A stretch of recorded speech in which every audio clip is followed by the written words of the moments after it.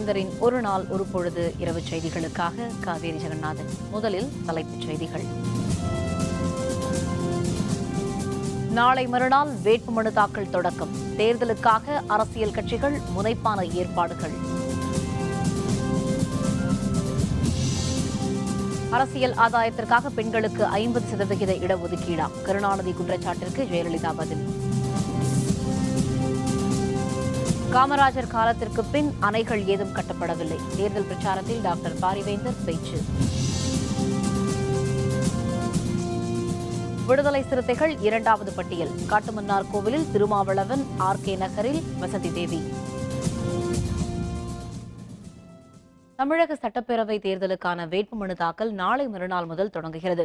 வேட்புமனுவில் தவறான தகவல் அளிக்கும் வேட்பாளர் மீது வழக்கு பதிவு செய்யப்படும் என தேர்தல் ஆணையம் எச்சரிக்கை விடுத்துள்ளது. தமிழகம், புதுச்சேரி, கேரளம், மேற்கு வங்கம் மற்றும் அசாம் மாநில சட்டப்பேரவை தேர்தல் அட்டவணையை தலைமை தேர்தல் ஆணையம் கடந்த மார்ச் 4ஆம் தேதி அறிவித்தது. அதன்படி ஏப்ரல் 22ஆம் தேதி வேட்புமனு தாக்கல் தொடங்கி ஏப்ரல் 29ஆம் தேதி நிறைவு பெறுகிறது. ஏப்ரல் 30ஆம் தேதி மனுக்கள் பரிசீலனை. மனுவை வாபஸ் வாங்க மே 2 கடைசி நாளாகும். தமிழகம் மற்றும் புதுச்சேரியில் மே 16 அன்று ஒரே கட்ட வாக்குப்பதிவு நடைபெறுகிறது. வாக்கு எண்ணிக்கை மே 19ஆம் தேதி நடைபெறுகிறது. வேட்புமனு தாக்கலுக்காக அந்தந்த தொகுதியிலேயே தேர்தல் அலுவலர்களின் அலுவலகங்கள் அமைக்கப்பட்டுள்ளன. சொத்து மதிப்பு குறித்து வேட்பாளர்கள் தெரிவிக்கும் தகவல்கள் உடனடியாக வருமான வரித்துறை மூலம் சரிபார்க்கப்படுகின்றது. இதனிடையே வேட்புமனு தாக்கலுக்கு முன்னரே தமிழக அரசியல் கட்சிகள் பிரச்சாரத்தை தொடங்கிவிட்ட நிலையில் மனு தாக்கலுக்கு பின்னர் பிரச்சாரம் மேலும் சூடுபிடிக்கும் என்று எதிர்பார்க்கப்படுகிறது.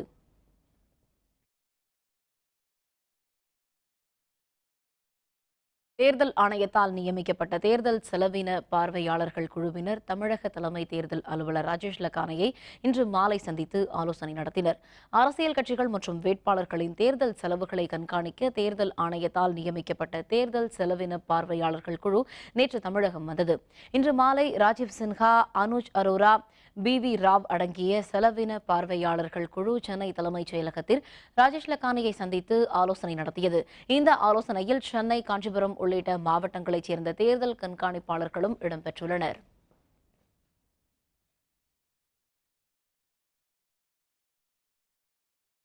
அரசியல் ஆதாயத்திற்காக உள்ளாட்சி தேர்தலில் பெண்களுக்கான இடஒதுக்கீடு 50% உயர்த்தப்பட்டது என்று கருணாநிதி கூறியிருப்பது தவறான தகவல் என்று முதல்வர் ஜெயலலிதா தெரிவித்துள்ளார்.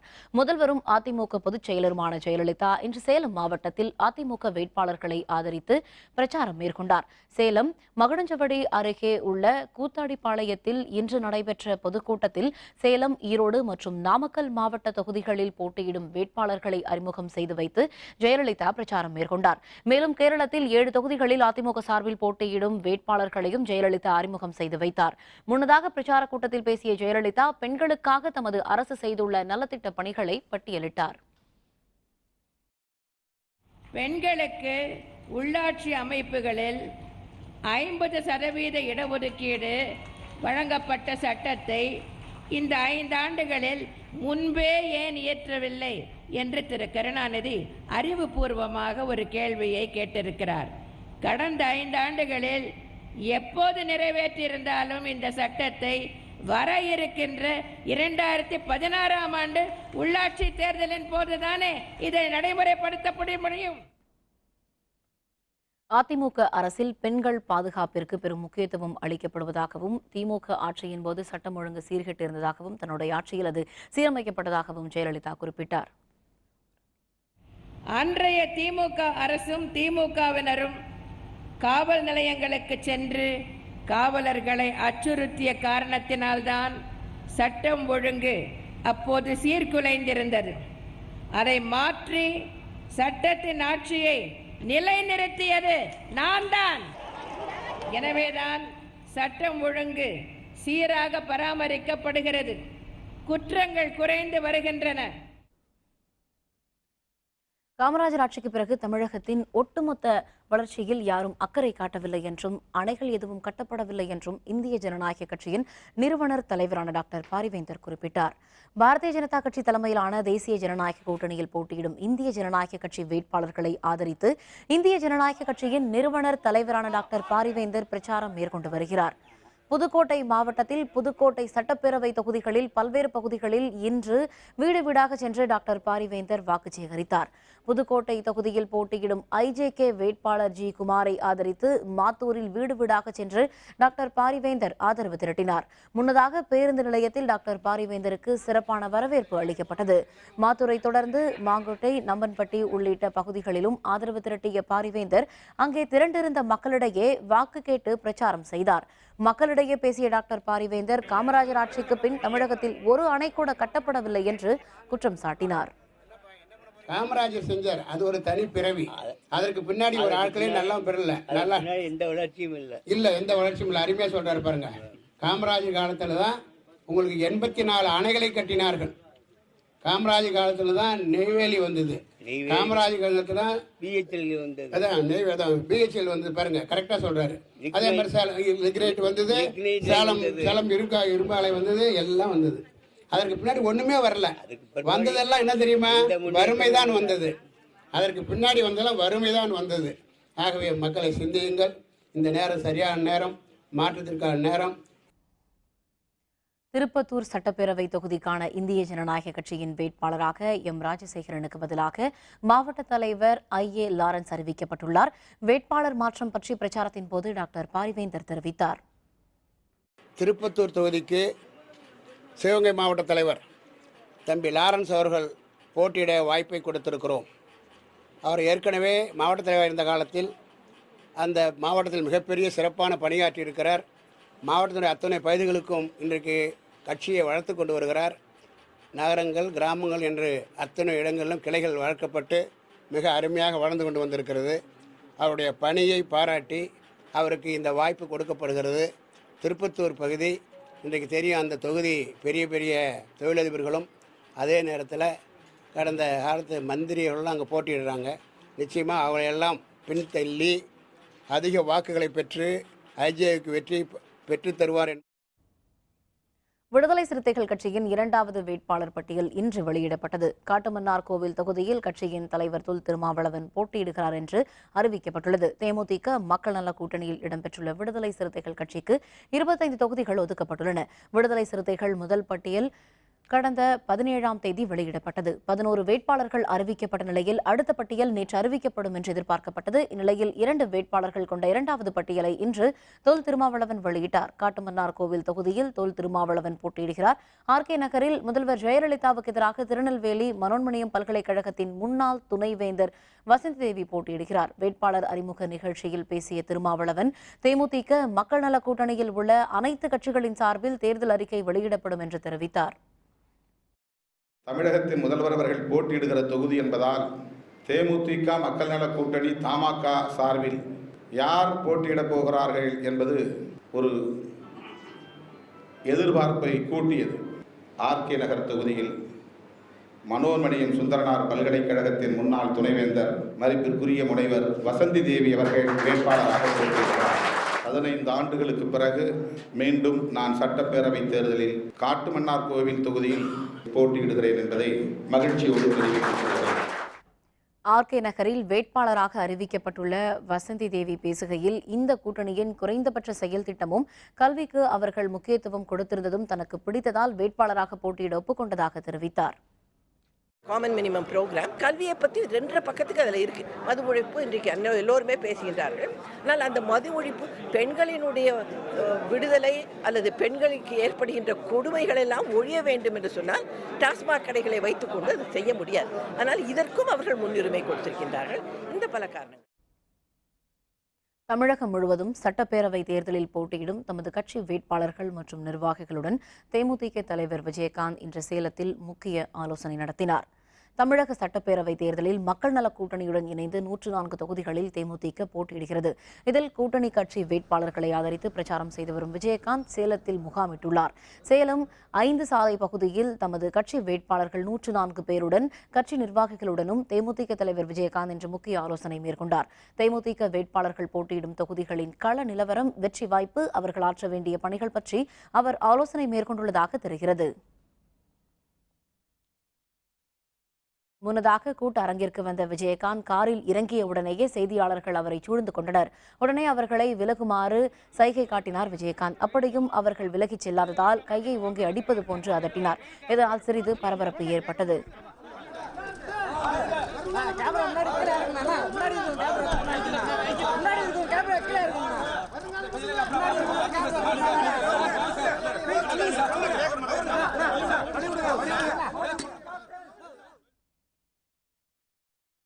தமிழக பாரதிய ஜனதா கட்சியின் தேர்தல் அறிக்கையை மத்திய அமைச்சர் நிதின் கட்கரி நாளை வெளியிட உள்ளதாக பாஜக மாநில தலைவர் தமிழிசை சவுந்தரராஜன் தெரிவித்தார். சென்னை தியாகராய நகரில் உள்ள பாரதிய ஜனதா கட்சியின் தலைமையகமான கமலாலயத்தில் பாஜகவின் தேர்தல் பொறுப்பாளர்கள் கூட்டம் நடைபெற்றது. கூட்டத்திற்கு பின் செய்தியாளர்களிடம் பேசிய தமிழிசை சவுந்தரராஜன் பாஜகவின் தேர்தல் அறிக்கையை மத்திய அமைச்சர் நிதின் கட்கரி நாளை மாலை கமலாலயத்தில் வெளியிட இருப்பதாக தெரிவித்தார். பாரதிய ஜனதா கட்சியின் தேர்தல் அறிக்கையை நாளைய தினம் மாலை மரியாதைக்குரிய கட்கரி அவர்கள் கமலாலயத்தில் வெளியிடுகிறார்கள். பல தலைவர்கள் வர இருக்கிறார்கள். பிரதமரின் வசதிக்கு ஏற்ப இங்கே பரப்புரை எந்த நேரத்திற்கு வந்தால் சரியாக இருக்கும் என்று எங்களின் கருத்துக்கு ஏற்ப பிரதமர் அவர்கள் வருவார்கள். புதிய தமிழகம் கட்சி சார்பில் சட்டப்பேரவைத் தேர்தலில் போட்டியிட உள்ள வேட்பாளர்களின் பட்டியல் வெளியிடப்பட்டது. திமுக கூட்டணியில் உள்ள புதிய தமிழகம் கட்சிக்கு 4 தொகுதிகள் ஒதுக்கப்பட்டன. இதில் போட்டியிடும் வேட்பாளர்களின் பெயர்களை கட்சியின் தலைவர் டாக்டர் கிருஷ்ணசாமி அறிவித்தார். ஒட்டப்பிடாரம் தொகுதியில் மீண்டும் டாக்டர் கிருஷ்ணசாமி போட்டியிடுகிறார். வாசுதேவநல்லூர் தொகுதியில் அன்பழகன் களமிறங்குகிறார். ஸ்ரீவில்லிபுத்தூர் தொகுதியில் முத்துக்குமார், கிருஷ்ணராயபுரம் தொகுதியில் VK ஐயர் ஆகியோர் புதிய தமிழகம் கட்சி சார்பில் போட்டியிடுகின்றனர். வேட்பாளர்களை அறிவித்த பின்னர் செய்தியாளர்களுடன் பேசிய டாக்டர் கிருஷ்ணசாமி புதிய தமிழகம் கட்சி சாமானிய மக்களின் கட்சி என தெரிவித்தார். சாமானிய மக்களுடன் எளிதாக பழகுபவர்களை வேட்பாளர்களாக நிறுத்தியுள்ளதாகவும் அவர் கூறினார். புதிய தமிழகம் கட்சியே சாமானிய மக்களுக்கான கட்சி. மக்களுக்காக தங்களுடைய படிப்புகளை, கல்வி வசதிகளை முழுமையாக அர்ப்பணிக்கக்கூடிய மனம் படைத்தவர்கள், இயல்பு படைத்தவர்கள், அவர்களோடு அவர்களாக வாழ்ந்து கொண்டிருக்கக்கூடியவர்கள் தான் வேட்பாளராக தேர்வு செய்யப்பட்டிருக்கிறார். இந்திய மக்கள் கல்வி முன்னேற்றக் கழகத்தின் சார்பில் வரும் சட்டப்பேரவை தேர்தலில் போட்டியிடும் 24 வேட்பாளர்களின் பட்டியலை கட்சித் தலைவர் தேவநாதன் யாதவ் வெளியிட்டுள்ளார். தமிழக சட்டப்பேரவை தேர்தலில் பாரதிய ஜனதா கட்சி தலைமையிலான தேசிய ஜனநாயக கூட்டணியில் இணைந்து 24 தொகுதிகளில் இந்திய மக்கள் கல்வி முன்னேற்றக் கழகம் போட்டியிடுகிறது. வேட்பாளர் பட்டியலை வெளியிட்டு சென்னையில் செய்தியாளர்களுடன் பேசிய கட்சித் தலைவர் தேவநாதன் யாதவ் தாம் திருவாடனையில் போட்டியிட உள்ளதாக தெரிவித்தார். பாரதிய ஜனதா கட்சி மற்றும் இந்திய ஜனநாயக கட்சி ஆகிய கட்சிகளோடு இணைந்து இந்த சட்டமன்ற தேர்தலில் இந்திய மக்கள் கல்வி முன்னேற்றக் கழகம் போட்டியிடுகிறது. எங்களுடைய தேர்தல் அறிக்கை வருகிற மே மாதம் 1ஆம் தேதி வெளியிட நாங்கள் இருக்கிறோம். நாடு முழுவதும் வறட்சி காரணமாக 33 கோடி பேர் பாதிக்கப்பட்டுள்ளதாக உச்சநீதிமன்றத்தில் மத்திய அரசு தெரிவித்துள்ளது. வறட்சி நிவாரணப் பணிகளை துரிதப்படுத்த அரசுக்கு உத்தரவிடக் கோரி பொதுநல மனு ஒன்று உச்சநீதிமன்றத்தில் தாக்கல் செய்யப்பட்டிருந்தது. இது தொடர்பாக மத்திய அரசு பதிலளிக்குமாறு உச்சநீதிமன்றம் உத்தரவிட்டது. இதன் பேரில் மத்திய அரசு தாக்கல் செய்த மனுவில் நாட்டில் 10 மாநிலங்களில் 254 மாவட்டங்களில் உள்ள 2.55 லட்சம் கிராமங்கள் வறட்சியால் கடுமையாக பாதிக்கப்பட்டுள்ளதாகவும் தண்ணீர் பஞ்சம் நிலவி வருவதாகவும் நீதிபதி MP லோகூர் தலைமையில் உச்சநீதிமன்ற அமர்வு முன் தெரிவித்துள்ளது. வறட்சி பாதித்த பகுதிகளில் விவசாய கடனை திருப்பிச் செலுத்த கூடுதல் அவகாசம் தர வங்கிகள் தயாராக இருப்பதாகவும் அரசு தெரிவித்துள்ளது. இதுகுறித்து தில்லியில் செய்தியாளர்களுடன் பேசிய மத்திய அமைச்சர் பிரகாஷ் ஜவ்டேகர் இயற்கை பேரழிவால் மக்களுக்கு ஏற்பட்ட துயரை போக்க மத்திய அரசு நடவடிக்கை எடுத்து வருவதாக தெரிவித்தார். See, the droughts is really a serious thing. 25% people are affected due to this year's drought. And therefore, we need to be more cautious. Where we are now laying emphasis on watershed development. Uttarakhand மாநிலத்தில் பாஜக MLA தாக்கியதில் படுகாயமடைந்த குதிரை சக்திமான் சிகிச்சை பலனின்றி உயிரிழந்தது. கடந்த March மாதம் 14ஆம் தேதி உத்தரகண்ட் மாநில டேராடூனில் பாரதிய ஜனதாவினர் நடத்திய போராட்டத்தில் தள்ளுமுள்ளு ஏற்பட்டது. இதை அடக்க காவல்துறையினர் குதிரைப்படை பணியில் ஈடுபடுத்தப்பட்டது. இதனால் ஆத்திரமடைந்த பாரதிய ஜனதா MLA ஜோஷி பணியில் ஈடுபட்ட குதிரை சக்திமானை கடுமையாக தாக்கினார். இதில் பாதிக்கப்பட்டு கால் உடைந்த சக்திமானின் காலில் புரையோடியதால் அறுவை சிகிச்சை மூலம் ஒரு கால் அகற்றப்பட்டது. பின்னர் செயற்கை கால் பொருத்தப்பட்டு உத்தரத்தில் தொங்கும் தோல் படையினால் உடல் இணைக்கப்பட்டு சக்திமானுக்கு சிகிச்சை அளிக்கப்பட்டு வந்தது. இந்நிலையில் சிகிச்சை பலனின்றி இன்று சக்திமான் குதிரை உயிரிழந்தது. பாமக மாநில துணை செயலர் தற்கொலை முயற்சி, வேட்பாளராக அறிவிக்காததால் மன வருத்தம். விவரம் விளம்பர இடைவேளைக்கு பிறகு.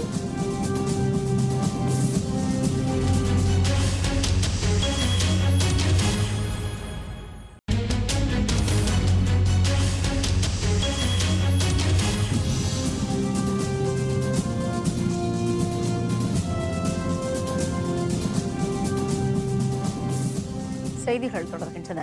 தமிழகத்தில் ஊழலற்ற நல்லாட்சி அமைக்க பாரதிய ஜனதா தலைமையிலான தேசிய ஜனநாயக கூட்டணி அரசால் தான் முடியும் என்று பாரதிய ஜனதா தேசிய செயலர் முரளிதர் ராவ் தெரிவித்துள்ளார். வேலூரில் செய்தியாளர்களுடன் பேசிய அவர், திமுக மற்றும் அதிமுக அரசுகளால் தமிழகத்திற்கு எவ்வித நன்மையும் கிடைக்கவில்லை என்றார். இரு கட்சிகளும் ஊழல் ஒன்றையே முதன்மையாக கொண்டு ஆட்சி நடத்தியதாகவும் அவர் குற்றம் சாட்டினார். Industrial development in Vellore, interlinking of river Kaveri with Palar, and problem of power shortage and new employment creation are possible, and stopping the alcohol business and producing ethanol. All these things can be possible only with BJP. Kanchipuram சட்டப்பேரவை தொகுதியில் தேமுதிக சார்பில் முன்னாள் நகர செயலர் ஏகாம்பரம் போட்டியிடுவார் என்று அறிவிக்கப்பட்டுள்ளது. காஞ்சிபுரம் சட்டப்பேரவை தொகுதியில் தேமுதிக சார்பில் முன்னாள் நகர செயலரும் காஞ்சிபுரம் பெருநகராட்சி உறுப்பினருமான சண்முகசுந்தரம் போட்டியிடுவார் என்று அறிவிக்கப்பட்டிருந்தது. தற்பொழுது சண்முகசுந்தரத்திற்கு பதிலாக முன்னாள் நகர செயலர் ஏகாம்பரம் போட்டியிடுவார் என்று தேமுதிக தலைமை கழகம் அறிவித்துள்ளது. விழுப்புரத்தில் கள்ளக்குறிச்சி தொகுதியில் போட்டியிடும் இந்திய ஜனநாயக கட்சியின் வேட்பாளர் அறிமுக கூட்டம் இன்று நடைபெற்றது. கள்ளக்குறிச்சியில் நடைபெற்ற இந்திய ஜனநாயக கட்சியின் வேட்பாளர் அறிமுக கூட்டம் கட்சியின் மாநில உயர்நிலை ஆலோசனை குழு உறுப்பினர் மணி தலைமையில் நடைபெற்றது. நிகழ்ச்சியில் மாநில முதன்மை அமைப்பு செயலர் SS வெங்கடேசன் கலந்து கொண்டு வேட்பாளர் இளைய பெருமானை அறிமுகம் செய்து வைத்தார். கூட்டத்தில் இந்திய ஜனநாயக கட்சியின் மாவட்ட அமைப்பு செயலர் MLR மணி, மாவட்ட செயலர் மனோகரன் உள்ளிட்ட பலர் பங்கேற்றனர். சட்டப்பேரவை தேர்தல் வேட்பாளராக அறிவிக்கப்படாததால் பாட்டாளி மக்கள் கட்சி மாநில துணை பொதுச் செயலர் காசு மகேந்திரன் பூச்சி மருந்தை குடித்து தற்கொலை முயற்சியில் ஈடுபட்டார். பவானி சட்டப்பேரவை தொகுதியில் போட்டியிட வாய்ப்பு கிடைக்கும் என்று மகேந்திரன் எதிர்பார்த்திருந்த நிலையில் முன்னாள் சட்டப்பேரவை உறுப்பினர் ராமநாதன் பாட்டாளி மக்கள் கட்சி வேட்பாளராக அறிவிக்கப்பட்டார். இதனையடுத்து மகேந்திரன் தனது ஆதரவாளர்களுடன் சென்னை சென்று பாட்டாளி மக்கள் கட்சி முக்கிய தலைவர்களை சந்தித்தார். ஆனால் வேட்பாளரை மாற்ற முடியாது என கட்சி தலைமை கூறியதாக தெரிகிறது. ஊர் திரும்பிய மகேந்திரன் பூச்சி மருந்தை குடித்து தற்கொலைக்கு முயன்றதால் ஈரோட்டில் உள்ள தனியார் மருத்துவமனையில் சிகிச்சைக்காக அனுமதிக்கப்பட்டுள்ளார். ஆஃபீஸில் வந்து உட்காந்துருந்தார். சரி, சென்னை போய் சின்னையையும் பெரியவையும் பார்த்துட்டு வந்து ஆஃபீஸில் வந்து உட்காந்துருந்தார். உட்காந்துருந்து சூட 2-3 பேர் தான் இருந்தோம். அப்புறம் கும்பலெல்லாம் ஆஃபீஸுக்கு என்ன பிரச்சனைக்கு உள்ளே போகுதான்னு தெரியல. அதனால் உள்ள ஆஃபீஸில் யாரும் தனக்கு பாதுகாப்பு இல்லாததுனால அவர் மருந்து எடுத்து குடிச்சிட்டாருங்க. திருச்சியில் டாஸ்மாக் கடைகளை மூட வலியுறுத்தி முற்றுகை போராட்டத்தில் ஈடுபட முயன்ற மக்கள் அதிகாரம் அமைப்பினருக்கு காவல்துறையினருக்கும் இடையே தள்ளுமுள்ளு ஏற்பட்டது. டாஸ்மாக் மதுக்கடைகளை மூடக்கோரி தமிழகம் முழுவதும் மக்கள் அதிகாரம் அமைப்பினர் போராட்டத்தில் ஈடுபட்டனர். திருச்சி துவாக்குடி பகுதியில் உள்ள டாஸ்மாக் மண்டல அலுவலகத்தை முற்றுகையிடச் சென்ற மக்கள் அதிகார அமைப்பினரை காவல்துறையினர் தடுத்து நிறுத்தினர். அப்போது போராட்டக்காரர்களுக்கும் காவல்துறையினருக்கும் இடையே வாக்குவாதம் ஏற்பட்டு இருதரப்பினரிடையே தள்ளுமுள்ளு ஏற்பட்டது. இதனையடுத்து அவர்கள் அனைவரையும் காவல்துறையினர் கைது செய்தனர். மக்கள் அதிகார அமைப்பினரின் போராட்டம் காரணமாக திருச்சி தஞ்சை சாலையில் சில மணி நேரம் போக்குவரத்து பாதிக்கப்பட்டது. தேர்தலுக்கு பிறகு டாஸ்மாக் கடைகளை மூடுவது என்கிற பேச்சுக்கே இடமில்லை. ஏனென்றால் அன்றாடம் அழிவுகள் அரங்கேறிக் கொண்டிருக்கின்றன. ஆகவே டாஸ்மாக் கடைகள் உடனடியாக முற்றாக மூடப்பட வேண்டும். டாஸ்மாக் கடைகளை மூடுகின்ற வரையில் அதற்கு மக்களை அணிதிரட்டி போராடுகின்ற போராட்டம் எங்களுடைய போராட்டம் தொடரும். சேலம் மாவட்டத்தில் அதிகரித்து வரும் வெயிலின் காரணமாக நுங்கு விற்பனை சூடுபிடித்துள்ளதால் வணிகர்கள் மகிழ்ச்சி அடைந்துள்ளனர். கடந்த ஆண்டை காட்டிலும் நிகழாண்டு கோடை வெயிலின் தாக்கம் அதிகமாக காணப்படுவதால் குளிர்ச்சியான இயற்கை உணவுப் பொருட்களை மக்கள் அதிகம் நாடி செல்கின்றனர். பனைமரங்களில் இருந்து கிடைக்கும் உணவுப் பொருட்களின் விற்பனையும் அதிகரித்துள்ளது. குறிப்பாக நுங்கு விற்பனை சூடுபிடித்துள்ளது. உடல் சூட்டை தணிக்கவும் சிறந்த மருத்துவ குணம் கொண்டதாகவும் உள்ள நுங்குகளின் விளைச்சல் நிகழாண்டில் அதிகரித்துள்ளதால் விவசாயிகளும் வணிகர்களும் மகிழ்ச்சி அடைந்துள்ளனர். தமிழகம் மட்டுமின்றி அண்டை மாநிலங்களுக்கு அதிக அளவு நுங்குகள் அனுப்பி வைக்கப்படுவதாக வணிகர்கள் தெரிவிக்கின்றனர். ஜூஸ் எல்லாம் வந்து கலரு இனிப்புக்காக ஏதாவது சேர்க்குறோம். இது வந்து இயற்கையான முறையில் கிடைக்குது. உடம்புக்கு ரொம்ப ஆரோக்கியம். எங்களுக்கு ஒரு 400 பனைமரம் இருக்குது. போன வருஷம்லாம் நல்லா விளைச்சல் இருந்தது. ஆனால் வருமானம் சரியான இது கிடைக்கல. ஆனால் இந்த வருஷம் வந்து விளைச்சல் கம்மியாக இருக்குது. நிறைய வெளி மாநிலத்தில் வந்து எங்களுக்கு மரம் விடுங்க, நாங்கள் நொங்கு வெட்டிட்டு போய் நாங்கள் வந்து விற்கிறோம் அப்படின்னு எங்களை கேட்குறாங்க. எல்லாரும் கூல் ட்ரிங்க்கு அந்த மாதிரிலாம் குடிக்கிறாங்க. அது வந்து உடம்புக்கு ஹீட்டு அதிகம் தான் பண்ணும். கூல் பண்ணது. அந்த மாதிரி இல்லாமல் இந்த மாதிரி நொங்கு இதெல்லாம் சாப்பிட்டிங்கன்னா ஹீட்டு குறையும் பாடியில். விழுப்புரம் மாவட்டம் கூவாகம் அருள்மிகு கூத்தாண்டவர் கோவில் தேரோட்ட நிகழ்ச்சியில் திரளானோர் பங்கேற்றனர்.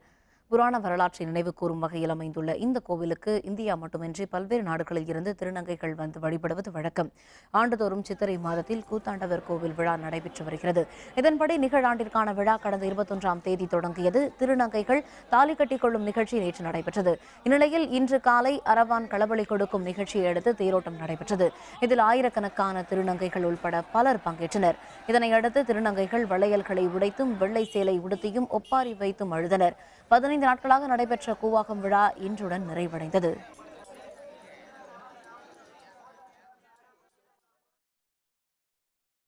மதுரை அருள்மிகு மீனாட்சி அம்மன் கோவிலில் சித்திரை திருவிழாவை ஒட்டி நடைபெற்ற தேரோட்டத்தில் ஆயிரக்கணக்கான பக்தர்கள் கலந்து கொண்டு தேரை வடம் பிடித்திருத்தனர். அருள்மிகு மீனாட்சி அம்மன் கோவிலில் நடைபெற்று வரும் சித்திரை திருவிழாவில் கடந்த 18ஆம் தேதி அம்மனுக்கு பட்டாபிஷேகமும் நேற்று திருக்கல்யாணமும் நடைபெற்றது. 11ஆம் நாள் நிகழ்வான இன்று திருத்தேரோட்டம் நடைபெற்றது. அதிகாலை 3 மணிக்கு சிறப்பு வழிபாடுகளுக்கு பிறகு முதல் தேரில் அருள்மிகு சுந்தரேஸ்வரர், பிரியாவிடையும், 2வது தேரில் அருள்மிகு மீனாட்சி அம்மனும் எழுந்தருளினர். காலை 6:10 மணிக்கு திருத்தேர் புறப்பட்டது. தேர் திருவிழாவில் கலந்து கொண்ட ஆயிரக்கணக்கான பக்தர்கள் ஹரஹர சங்கர, சிவசிவ சங்கர என பக்தி முழக்கத்துடன் தேரை வடம் பிடித்து இழுத்து சுவாமியை வழிபட்டனர். கன்னியாகுமரியில் சின்ன குருவாயூர் என்று அழைக்கப்படும் அருள்மிகு கிருஷ்ணன் கோவில் தேரோட்டம் இன்று சிறப்பாக நடைபெற்றது.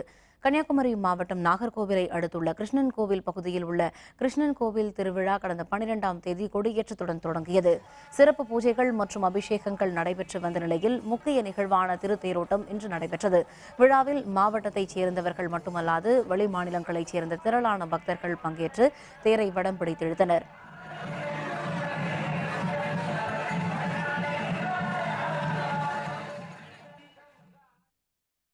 ஈக்வடாரில் மீண்டும் நிலநடுக்கம். ரிக்டர் அளவில் 6.1 பதிவு. விவரம் விளம்பர இடைவேளைக்கு பிறகு.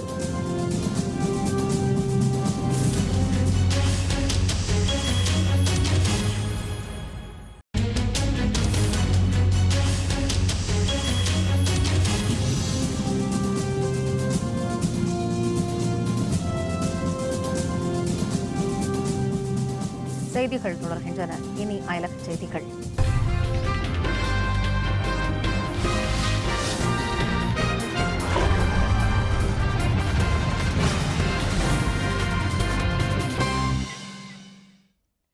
ஈக்வடார் நாட்டில் மீண்டும் நிலநடுக்கம் ஏற்பட்டது.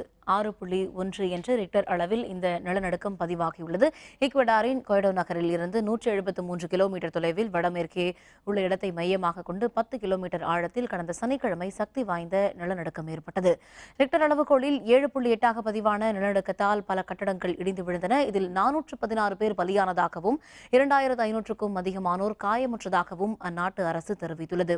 இந்நிலையில் அங்குள்ள எஸ்மரால் மாகாணத்தில் உள்ள மியூஸ்னி கடற்கரையை மையமாக கொண்டு இந்த நிலநடுக்கம் ஏற்பட்டுள்ளது. நிலநடுக்க சேத விவரங்கள் எதுவும் இதுவரை அறிவிக்கப்படவில்லை.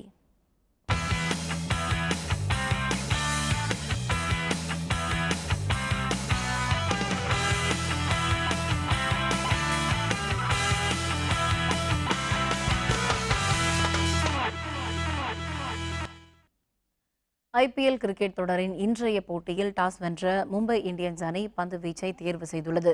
மும்பை வான்கிடை திடலில் நடைபெற்று வரும் இந்த போட்டியில் பெங்களூரு அணி பேட்டிங் செய்து வருகிறது. விராட் கோலி தலைமையிலான பெங்களூரு அணி 2 போட்டிகளில் விளையாடி 1இல் வெற்றி பெற்றுள்ளது. ரோஹித் சர்மா தலைமையிலான மும்பை அணி 4 போட்டிகளில் விளையாடி 3 போட்டிகளில் தோல்வி கண்டுள்ளதால் இன்றைய போட்டியில் வெல்ல முனைப்புடன் செயல்படும் என்று எதிர்பார்க்கப்படுகிறது.